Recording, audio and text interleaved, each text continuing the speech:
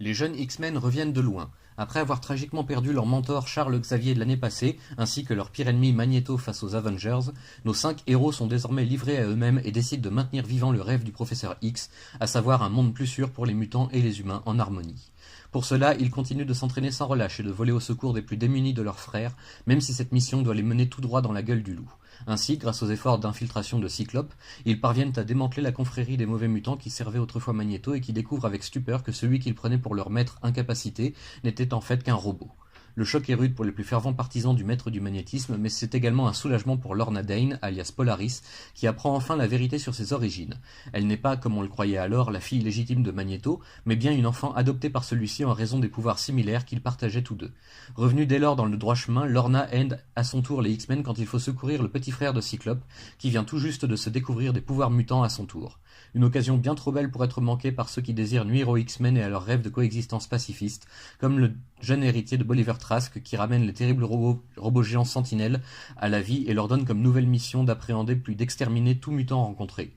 Il faut aussi composer avec d'autres mauvais mutants comme le mystérieux pharaon moderne qui plus tard s'avérera puiser ses pouvoirs à la même source que ceux d'Alex Summers et qui deviendra plus tard le monolithe vivant, un géant de granit qui absorbe l'énergie solaire. Mais le plus terrible adversaire de nos héros ne fait son apparition qu'un peu plus tard cette année-là. Le docteur Karl Lycos, épris d'une passion tragique pour une femme qu'il ne pourra jamais avoir, se change suite à un terrible accident en reptile ailé digne de la préhistoire et capable d'absorber l'énergie vitale de ses victimes pour se renforcer et maintenir cette apparence. Ainsi naît Sauron, en hommage direct au terrifiant Seigneur des Ténèbres de Tolkien. C'est sur le territoire de Khazar, souverain de la Terre sauvage, que l'affrontement final aura lieu et que Sauron sera vaincu par un adversaire que l'on n'attendait plus. Mais restés sur la Terre sauvage un rien trop longtemps, nos 5 héros font la rencontre du véritable Magneto, infirme mais toujours aussi dangereux, alors que le mégalomane se lance à la conquête de ce pays rescapé des temps anciens.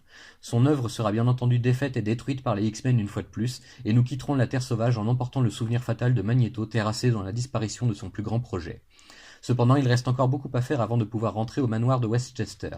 Il faudra en effet combattre un nouveau mutant flamboyant venu du pays du soleil levant et ivre d'un désir de vengeance vieux de plusieurs décennies contre le peuple américain. C'est la première apparition de Sunfire qui par la suite devra choisir lui-même son destin, tantôt menace, tantôt héros à son tour. Enfin, après avoir retrouvé le professeur Xavier bien vivant et remis de la plupart de ses blessures, et après avoir mis en déroute une invasion extraterrestre de justesse en unissant tous leurs pouvoirs, les X-Men terminent cette bien longue année en affrontant ni plus ni moins que Hulk en personne, qui détient la clé du rétablissement de leur mentor sans s'en douter.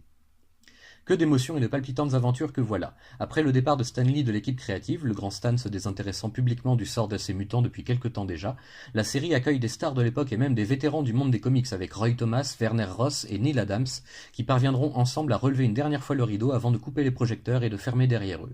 En effet, les X-Men sont un peu passés de mode et pour tout dire un peu ringards. Et donc le public se détourne lui aussi, préférant les héros plus tragiques comme Spider-Man ou bien plus théâtraux comme les Avengers. La série se termine donc sur cet affrontement titanesque face à Hulk en plein désert, qui sur un ultime message d'espoir lancé au lectorat resté fidèle jusqu'au bout, à celles et ceux qui, l'âme d'artiste en poche, aimeraient reprendre le flambeau plus tard. Ce sera chose faite en 1975 après quelques tristes années de fêtes de réédition et d'apparitions éclairs dans d'autres revues.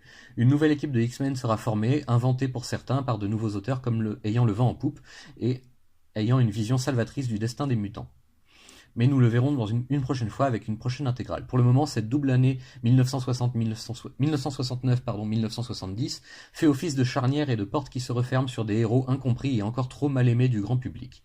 Malgré des dessins toujours plus détaillés et encore davantage pleins d'énergie qu'au début, et malgré un scénario partant dans de très intéressantes directions, se permettant même de rendre hommage aux racines de l'imaginaire moderne, nous quittons les X-Men avec le cœur gros mais en partie rempli d'espoir pour la suite.